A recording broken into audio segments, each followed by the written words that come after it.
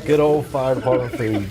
I arrive just as dinner is being prepared. You gotta cut it even, smooth. Everyone takes part in fixing the meal. This is our hamburger eating contest winner right here, by the way. And it's good, but the meal is interrupted by an unmistakable sound.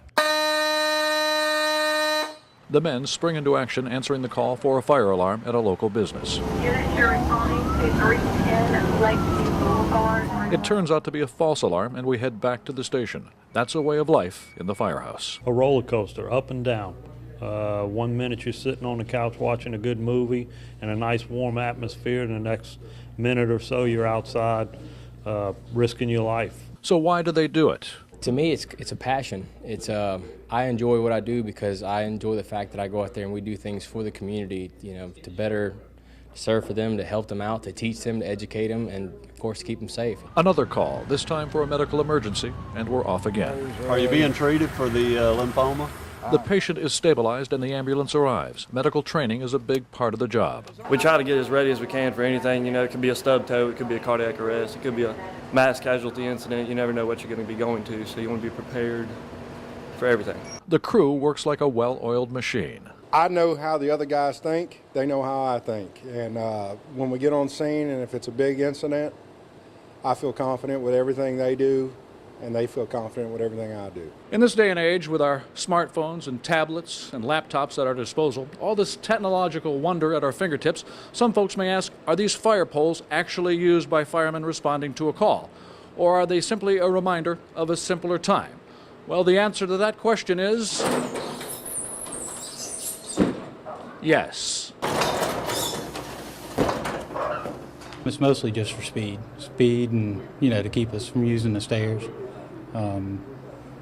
As far as this pole, we used it in the old station. Our original station sat behind this station right here. This pole actually came from it, and I guess we carried it over tradition. Time to settle down and relax a bit. And you go get tea? There's tea there. It's a long way around the mountain. Those smartphones help take off the edge, as does the TV. The men have grown close over the years. It seems like I see them more than I see my family, but they're part of my family also. We get along great, have a good time. It's great.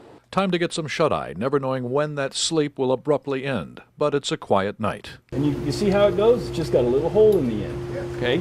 Daylight brings equipment and tactical training, this time dealing with a possible hazmat situation. Physical training for the demanding job is also a must. It takes a lot. We do a lot of cardio, a lot of CrossFit, a lot of running, a lot of weight training. We do a lot of extensive things to keep ourselves in shape for the job. That job includes saving lives, like these two young girls caught in a house fire 2 years ago. The crew that was inside located them, passed them through a window to the crews waiting outside, and we began resuscitation right in the front yard of the residence. It's a memory that will last forever. That's the highlight of my 25 years on the fire department.